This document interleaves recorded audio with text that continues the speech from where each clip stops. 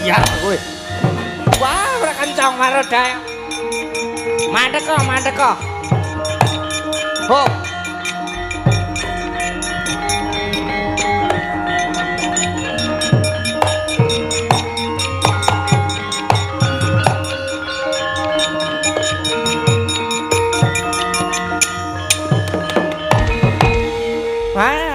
Ora kancang mare dayang papa wong bu bolong kali codhe sapa sing gawe.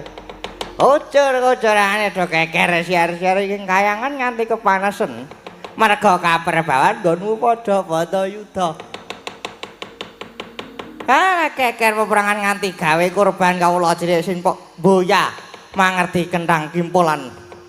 Pojok lereting lelakon padha kasempyake ngarat dan kubar dening genining perang.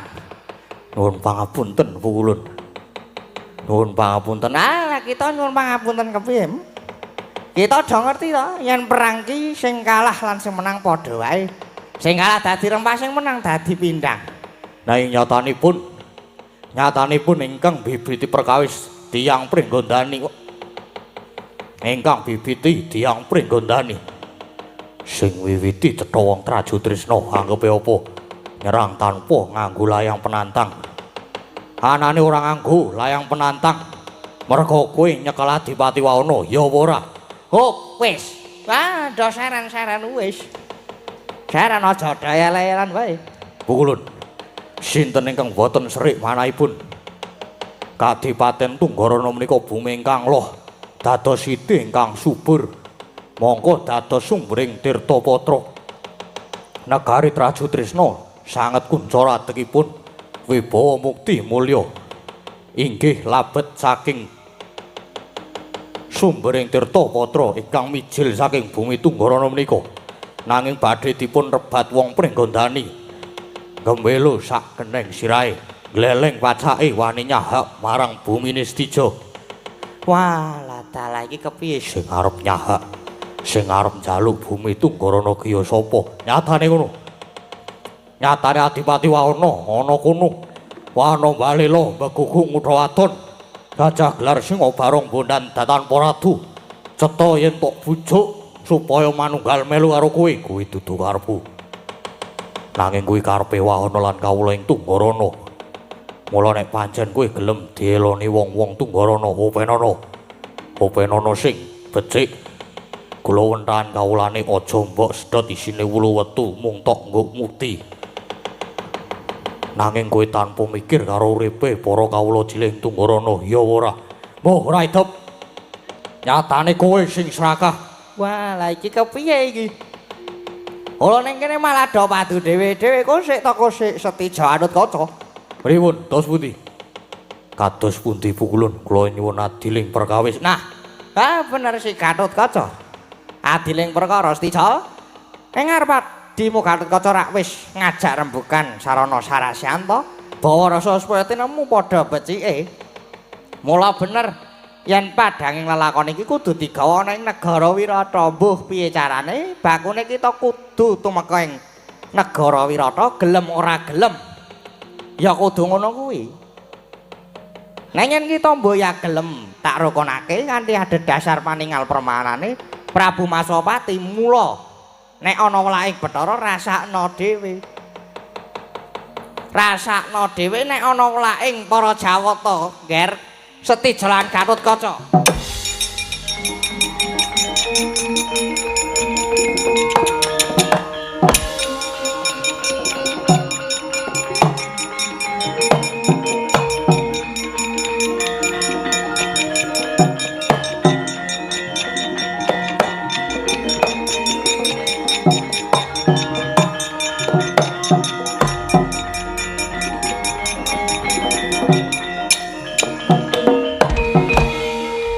Nek kowe gugu karo dewa menyang ning Wirata kono. Wah, yen ora gelem dijak rembugan srana damen. Tegese sing ngajak ora becik kuwi Kakang Setija dudu Gatut Kaca.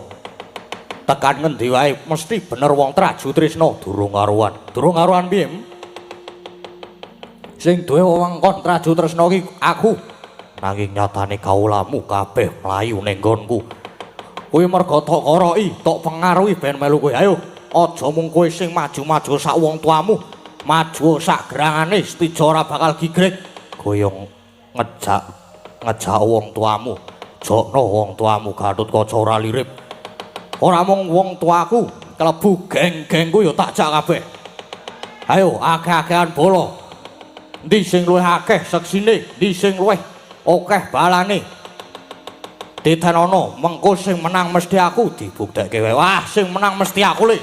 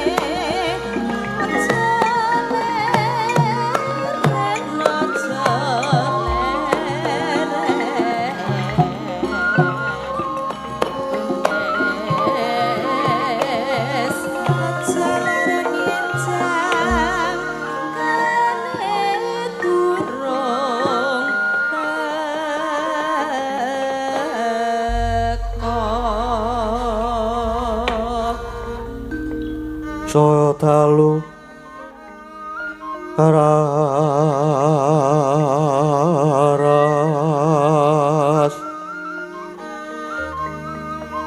apyor sorot lintang kangku wedap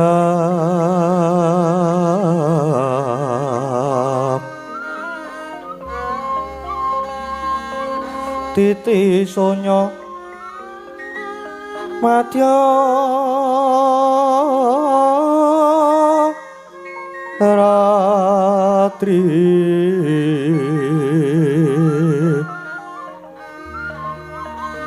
lumrang gandaning pos pito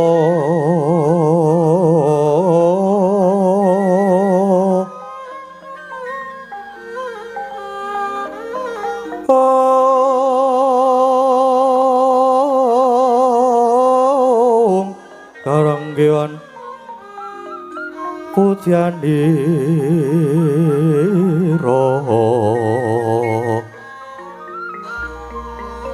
sang dwija rong brengeng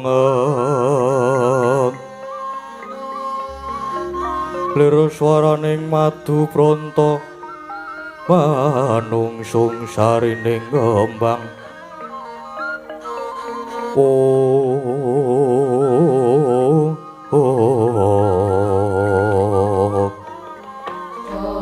Sireping sawangaraka gumantos ing dalu jroning ratri dereng wonten ingkang kacarita. Namung sawang pertangapati ingkang jemendul saking Brangwetan nadyan kalangan megarsa gunung-gunung parandene bisa merbawani Jagatraya. Dewi tatas ing kamantian dewasane neng wau kawusa wancina wis ngancik gara-gara. Bumi gonceng mandelongang langit samudra kocak sumamburat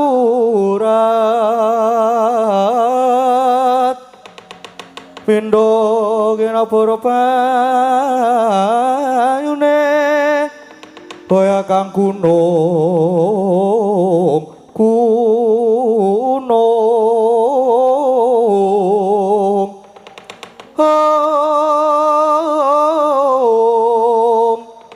Lemah kamawatu kenik katembu ing bayu patra ing akasa kumludhuk swara lir gelap sastra kekayon reba kadya ten babati katembu ing gara-gara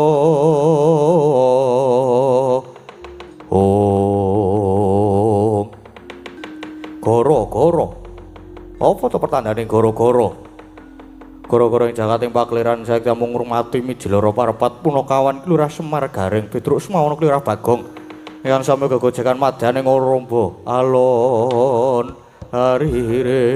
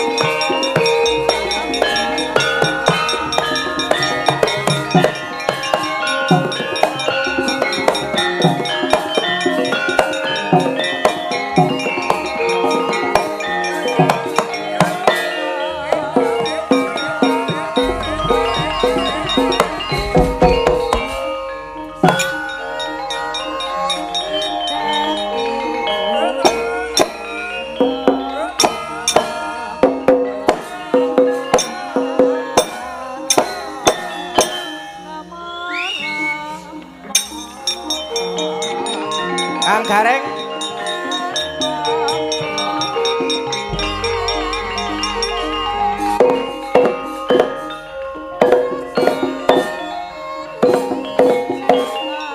Petrus.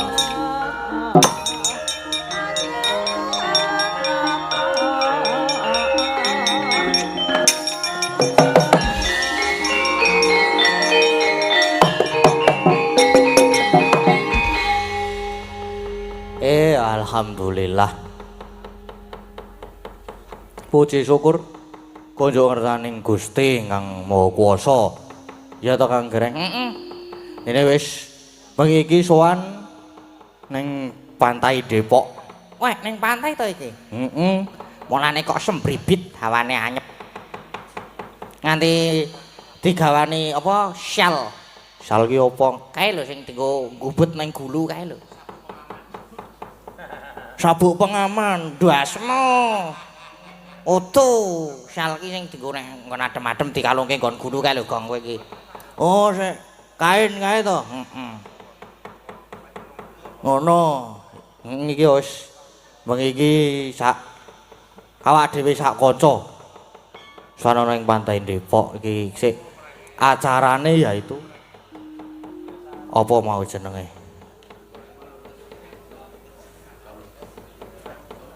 Sedekah laut. Nah, kuwi. Sik ngendi ya mau? WA-ne iki ning gone iki. Nah, ujo acarane iki tasyakuran nelayan pantai Depok. Wah, tasyakuran nelayan pantai Depok. Iya. Apa jenenge mau? Mina Bahari 45. Oh, kuwi ta. Terus ketua TPI-ne Bapak Darmanto, terus ketua nelayane Bapak Sudarwan. Oh, ngono. Iya, kaya ngono kuwi. Dadi yo sak-isa-isane awak dhewe ngene yo apa jenenge? Lagi pisan iki. Sak-isa-isane ya to, Truk. Iya, ning yo nek akeh lupute yo nyuwun pangapunten, nyuwun samut. Nah niku wau pokoke. Yang sekarang ya isih belajar, tahap belajar. Lah iya, saya tahap belajar kuwi nglelengi ra jamak-jamak. Ning yo kabeh yo isih sinau. Nek sing ngrebab kae wis ora sinau kae wis mendalami. Angslep. Ngono. Heeh. Sok-sok beling aku le beling dajari kae kok. Kok dajari sing saru-saru kae lho. Apa iya? Heeh lah. Nang omahe iki sangger aku teko rono ki wis. Bakmi ra, Ding. Engko gek rono. Rono nendi, Om? Idul ngono jare. Maksud iki rene ngono lho, ora. Rene nang etan sithik. Neng kono aku kon bayari ya semok. Nak kira ya dibayari jebul ditukokke bakmi iki njuk kon bayari. Trike iki jebul kaya ngono kuwi trike. Karo nganu tro apa jenenge? Apa kuwi nilai requestan sing durung dipinangkani mau. Ya iki karo tak tilekane. Isih ana selendang biru. Terus isih ana ndi mau? Dito nomor mau iki? Oh iki apa? Isih ana selendang biru wau sampe nganu wis tak sebutke. Terus niki enten mulih. Waduh lah kowe Nyidam Sari. Berarti sing kon nembang kowe truk. Heeh Nyidam Sari ya. Terus bengi iki barang ki kanca-kancaku ki do nyusul lho. Apa heeh? Heeh. Sing ana sing kanca-kancaku ana Mas Bimo ki dalang saka Gunung Kidul. Suarane jan apik banget. Saka Saptosari, terus ana Mas Reza ki dalang Pundong. Ngedap-edapi, bar wayangan mesti banjir. Apa heeh? Heeh mbiyen wayangan ping pindho banjir ping pindho kok. Pancen nggawa nganu kok memolo aku kuwi. Lah ya mulane aku Mau ki do teko nang omah iki wong loro Mas Bima karo Mas Reza kuwi teko terus mlebu kamar. Dong apa iki aku ngono. Anu latihan ding. Lho, latihan mok tak tinggal rene. Ado nyusul ning ya kon ya kanca apik banget e. Ning sak apik-apik ngono kuwi tetep aku sing bayare, Truk. Tetep aku sing bayare. Sosok ya urun. Kowe dit pira, aku dit pira ngono kuwi. Oh, aku nek Nyidam Sari aku tak jajal duet. Lho Nyidam Sari iso nggo duet disai-sake. Nek aku arep duet karo Mas Bima. Wis sing pokoke nek endi-endi ning Gunung Kidul nek aku amben nyusul wayangan ki to. Ning Sabtosari kuwi wis Mas Bima ki anggere wis muni Nyidam Sari ngono wis wah suarane apik tenan. Wis mirip karo sapa? Karo Keswan. Ya ora. Karo Mbah Geter. Aku kualat meneh lho iki. Ora ding mboten, Mbah, mboten. Aslu mboten niku utune pun senut-senutan niki kula niku ki. Ya karo ngedeki karo guyon-guyon kuwi Mas Reza ki nek kon dadi dagelan apik banget lho. Heeh apa? Heeh.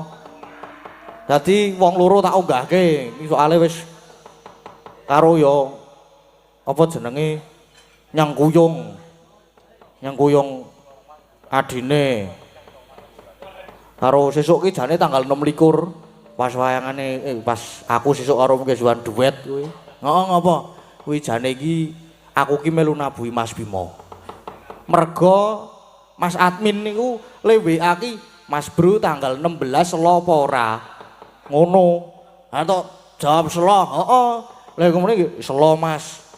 Oke siap Mas Bro. Lah kok ujug-ujug nang nggon apa jenenge? Ana pamflet ki tanggal 26. Waduh. Lah iku apa jenenge WA? Aku njaluk ngapura ya iki aku ora iso melu wayanganmu iki. Aku anu ngasto e. Aku ya muni ngono kuwi. Gak dapurmu, Truk. Ora gleleng banget kowe iki. Ya karo kancane dhewe kok. Wae pokoke gleleng karo kancane.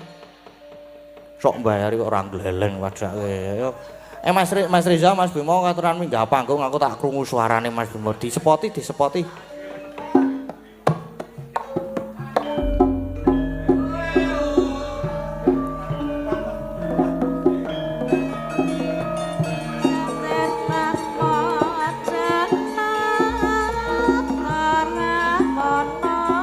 Ayo nek ora gelem maju sesuk genteranku sing bayari lho.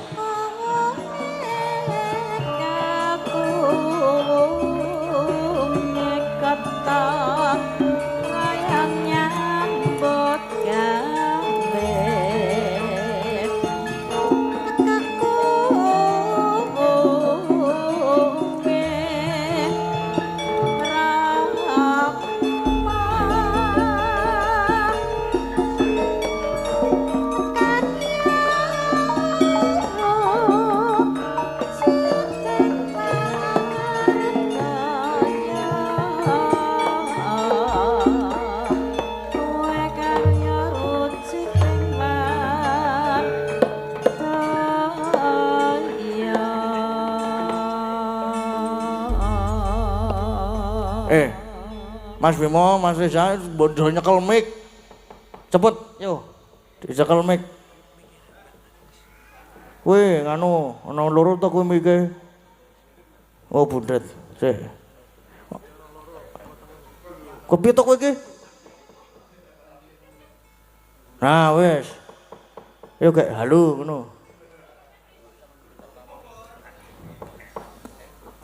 Ayo ngadeg no, Mas Bima karo Mas Reza iki. Pun ngadeg, Mas. Wis ngadeg po? Ampun. Ya. Kene gek ngadeg. Kowe sesuk tanggal 26 ora iso bales aku kowe wong aku ora melu kok. Gleleng wae aku saiki. Sugeng dalu. Sugeng dalu Mas Reza. Wah, ketiban sampur niki kula. Oh, ketiban seng Mas nek kali kula niku mboten ketiban sampur.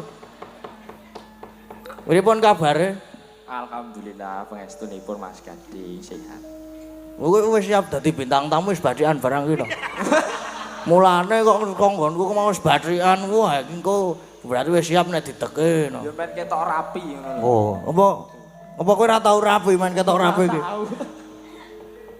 Mas Bimo, Nggih. pripun kabare? Alhamdulillah sae Mas. Nah, iki ora usah tak sebutke mos kok omahku ya apik-apik wae kok. Moyo bareng Nggih kula kok suka ngene jenengan latihan. Latihan apa?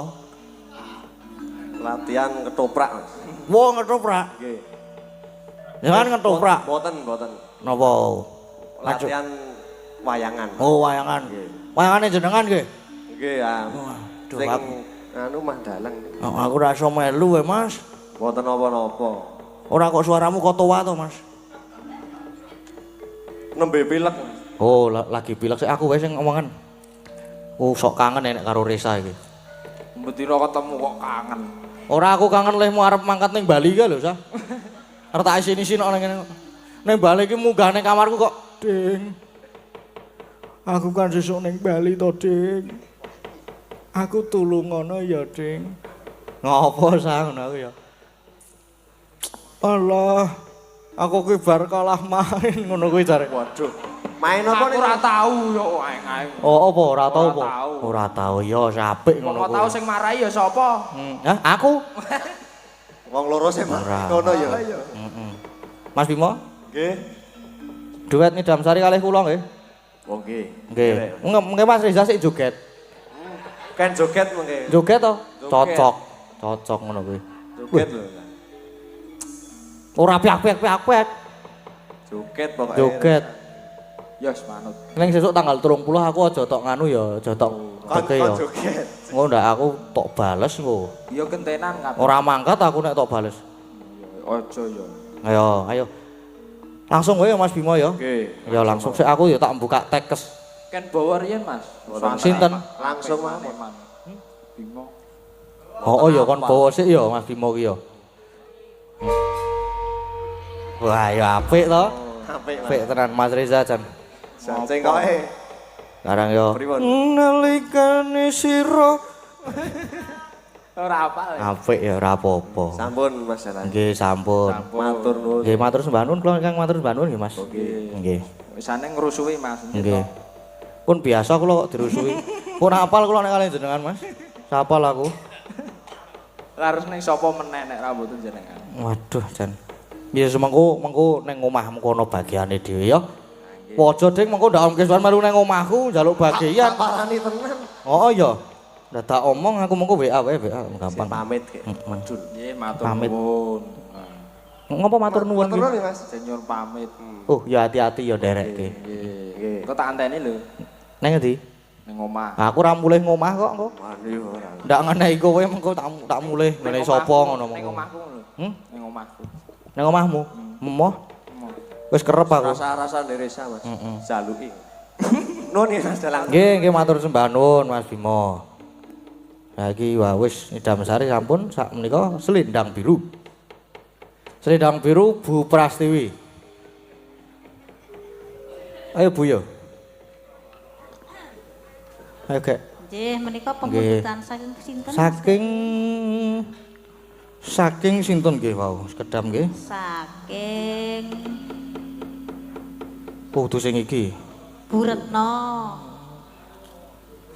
Nggih, saking Bu Retno kesuwen kowe.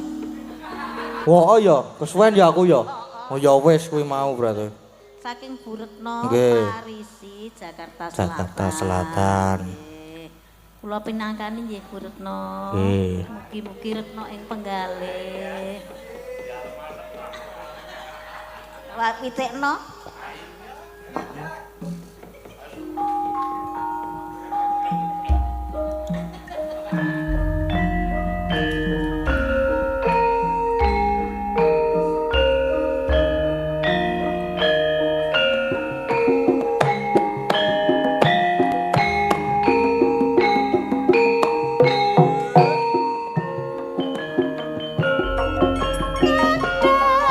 Asma aku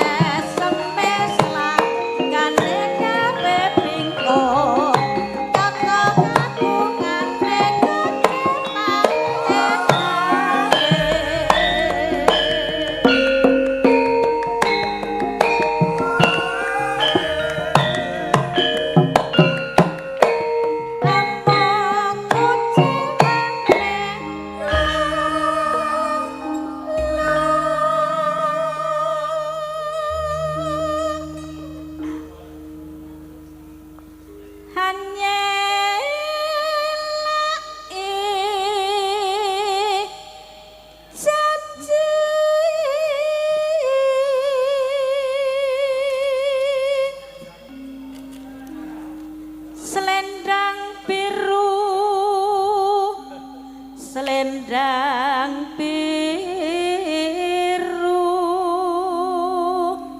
hamong enaki hati Nora tekan ayah kene ya apik wah cah bagus saiki saya Wah, apik iya. saya apik waduh iki monggo modun panggung tambah 200 ya le lah ya kudu karo mbok dene ah nggih mbok de napa mbah apa tante mbok de napa mbah napa tante ya coba ndak ketuwen Oh, iya. Moh aku lek mbah moh itu ya moh bebek oh bebek oh nggih oke bebek ayo diteruske bebek yo bebek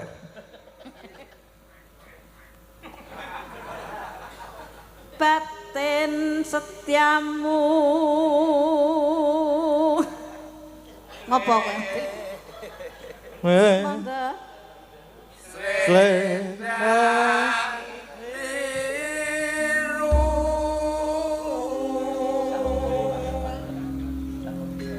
tetep penuh janjimu selendang biru sampun pun matur sembah nuwun jangan gayang temenanan yo ya meng sak selendang biru wae gayange ra jamak-jamak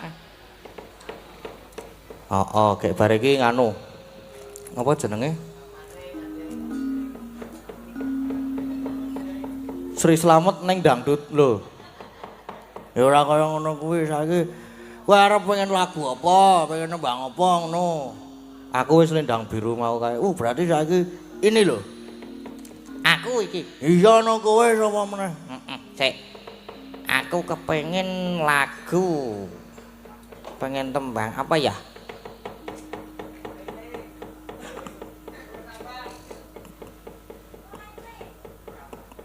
apa ya sik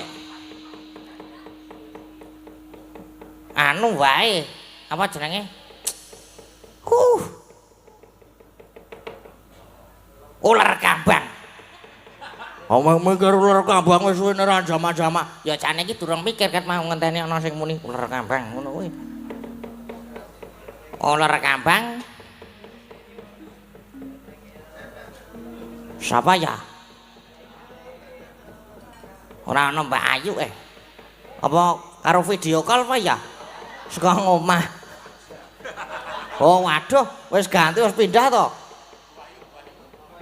nggih anu Bu Wahyu ular kambang ular keket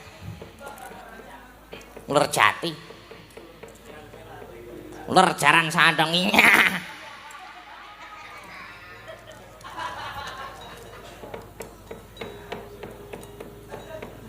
mangga Bu Wahyu ular kambang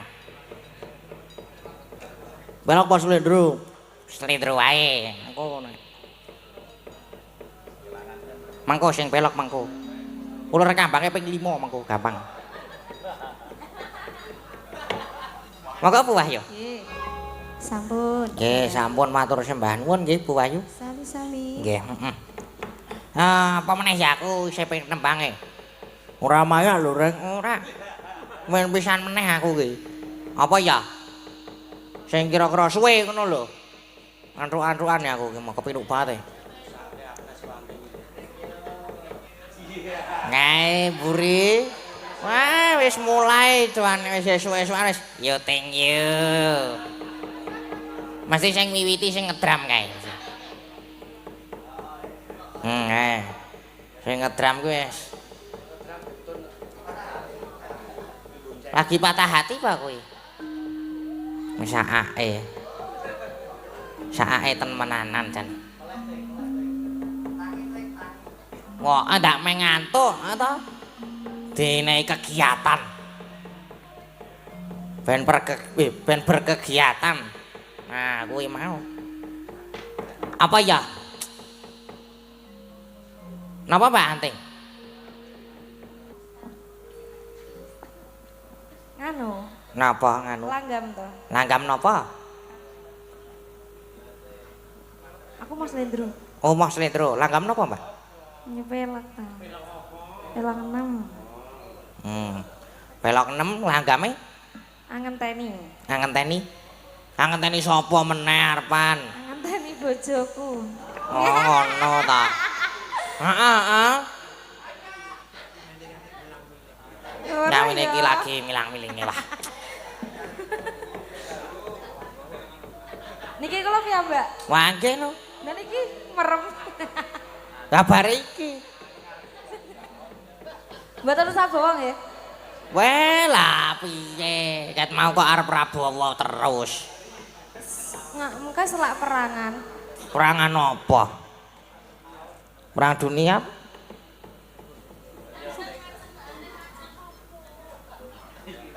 Nggih, ten mriki mawon nggih. Pun Lah nggih teng mriki mosok ning tengah samudra ngono ra mungkin. Wow, terus nek orang gomik langsung mawon to. langsung mawon nggih. Bawa. Alah. Wah, Cang. Bawa. Ndang.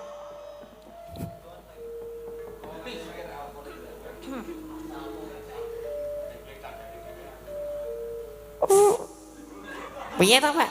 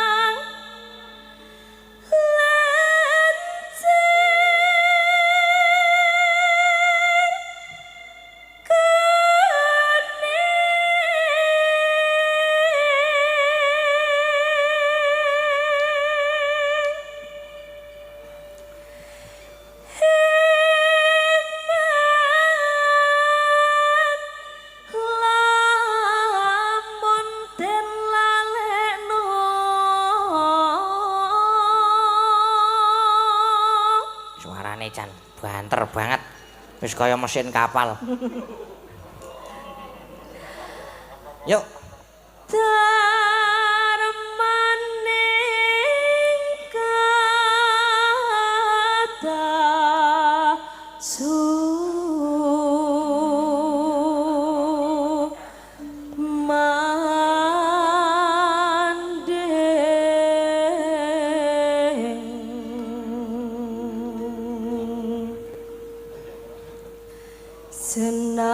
Senadyan namung sedelo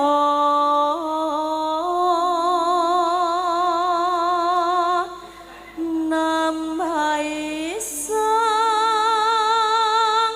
sami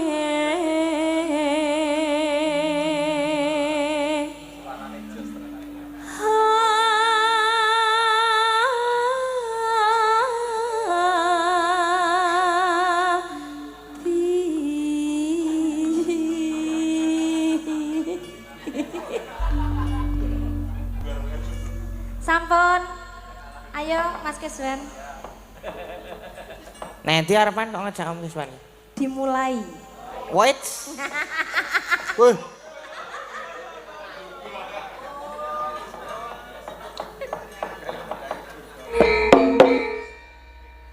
Apik ta, apik. Kompak temenanan nih. Wis. Jas. Sekarang saking semangate nek Mbak Antik iki nganti le pupuran ki menggon kene iki. Sing ngene iki lali dipupuri. Saking mempenge kaya saking semangate arep bar disemangati. Mulai pupuran nggon kene iki. Nggon kene iki lali ngene. Nggon kene iki lho.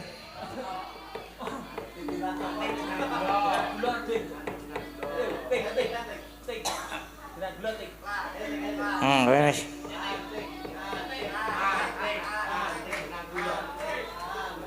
Ngai setan nyuwun melih lho Mbak jeneng kula. Weh.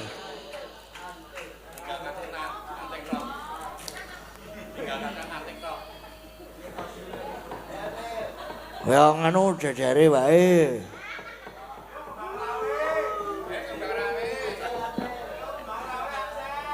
Weh. Nek kembang rawe karo Mbak Anting. Ngapa tuh Mas Wahyu? Seneng aku nek wis. Ngapa tuh?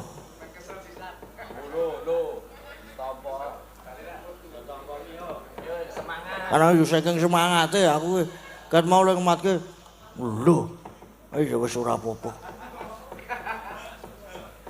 Besok nganggo semen bak langsung putih tak jamin.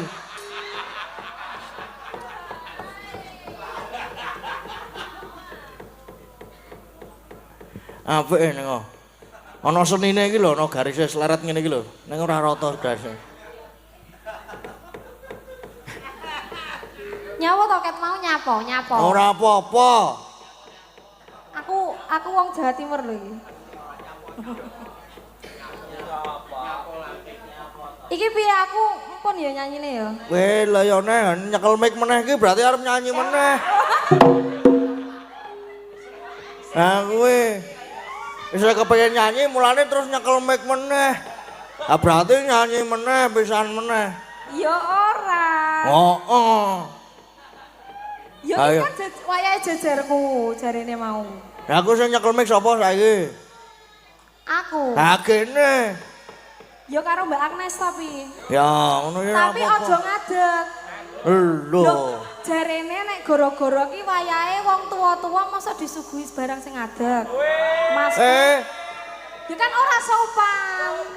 Lah justru ngedeke sing do tuwa-tuwa kowe.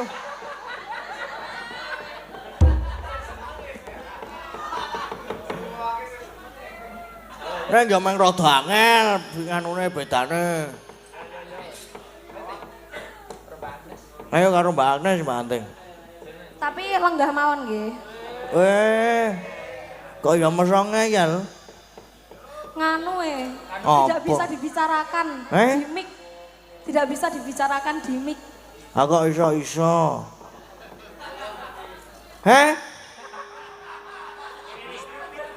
Kebeles pipit, anu apa?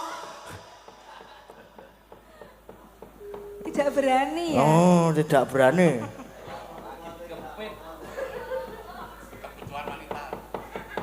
Ya ora apa-apa karo lenggah. Neng wong loro ya. Napa ajeng karo napa, Mbak? Oh, kembang rawe. Wah, nek kembang rawe ora karo ngadeg iki rasane kurang. Oh, kae. Yuk, menyat. Kembang rawe. Karo ngadeg. Karo Mbak Agnes.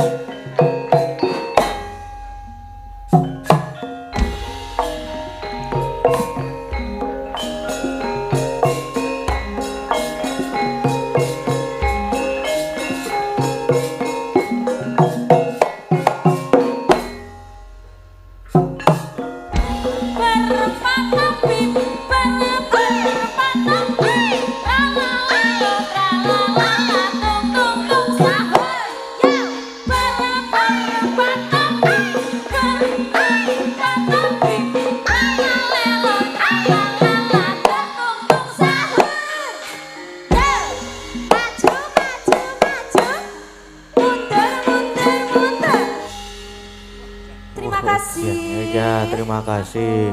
Mbak Agnes, niku cakepan apa, Pas? Nggon awal-awal mau ki. Apa? Cakepane apa mau rapati cetha? Sik endi? Pas gedruk mau lho. Berpatah bim. Apa kuwi? Kuwi anomali. Anomali. Iya, harusnya kamu tuh tahu itu loh. Kita udah tua tahu, kamu kok nggak tahu itu gimana sih? Masa di Iya kan gue kagak tahu. di YouTube itu loh selalu ada anomali itu berpatah bim.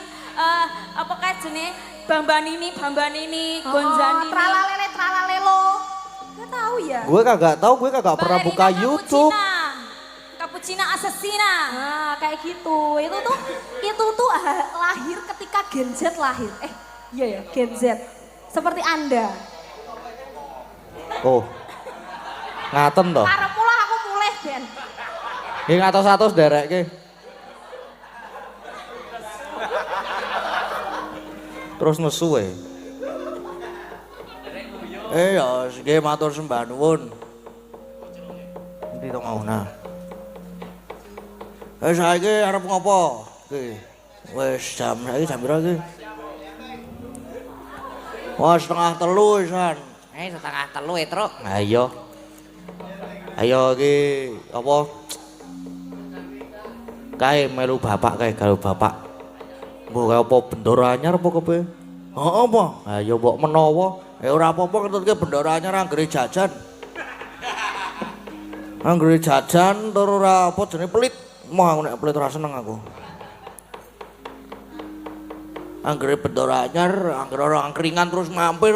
Wah, seneng ora jamak-jamak. Ayo kae bapak diceraki bapak kae. Heeh, ayo diceraki. Lah nganggo apa? Nganggo mau lho tung-tung sahur mau lho. Ya ora ngono. Ya nganggo ya playon Jogja. Jogjas. Wis sing jos pisan ngono kuwi. Heeh, ayo gek di derekke bapak kae.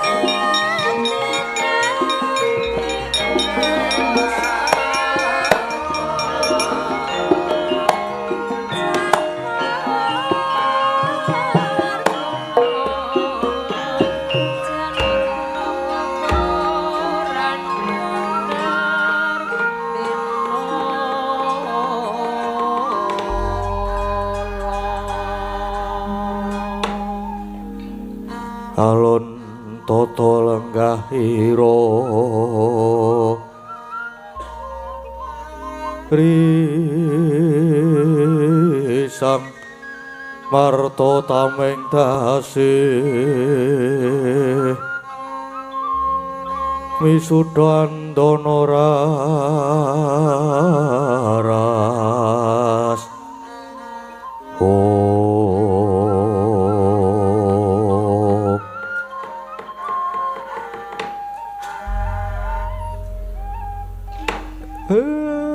blegagak ugag sak doleta mbah. Layak kok sudongku manuke padha nganer jagone padha tarung. Jebul no piyayi nom-noman sing rawuh mongko tejane manter nyodo lanang. Mangke riyen den ampun sinenggo kula menika tambuh nyatane nggih dereng nate wanu.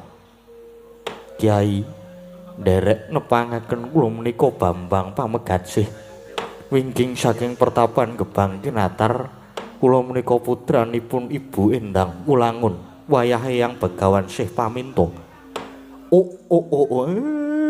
Bambang Pamegajih. Saking pertapan Gebang Tinatar inggih. Suwan kula ngaturaken pabekti Yayi. Nggih. Pun kula tampi. Nanging dawah sami-sami. Lanjengan dika kalih kula ampun basa, kula niku mung derajate ngaceplik. Yen kula mboten basa mangke kenging siku denda. Mboten. Kula niku mboten malati. Pun mboten sah basa ngoko mawon. Lanjengan dika tak aturi lenggah wonten nginggil. Iya yen mengkono. Jebul wis lenggah nginggil ket mau. Nah ngoten lak malah sekeca. Lajeng wonten wigatos menapa den Kyai Semar. Anut dawuh pengendikane Kanjeng Eyang lan Kanjeng Ibu. Aku iki putrane Satria Madukara kang kekasih Raden Arjuna. Kang mengkono aku nyuwun marang Kyai Semar, larap nanggonku bakal ngawau Sudarma Kyai Semar. Sorote pandam sumula amadangi pasareyan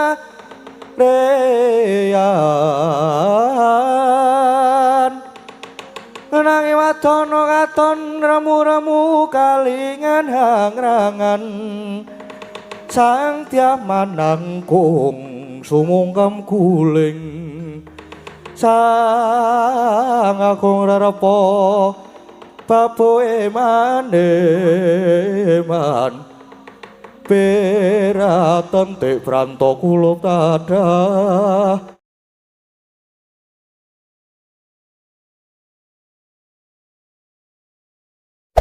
Hey there. Subscribe to my channel. And also press this bell icon.